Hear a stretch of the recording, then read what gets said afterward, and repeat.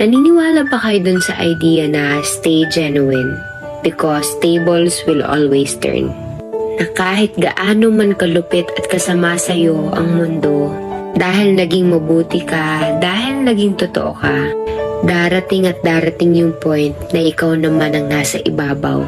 Na kahit super effort yung iba para ibaba ka, wala silang magagawa kasi aangat at aangat ka. Hindi dahil lang ginusto mo lang, pero dahil dun ka dapat. Kasi naging mabuti ka. Naniniwala talaga ako dun sa idea na always remain humble and never look down on anyone. Nasa taas ka man ngayon, but you will never know where the life may take you next. Kaya remember to always be kind and genuine. As God blesses you, be a blessing to others also.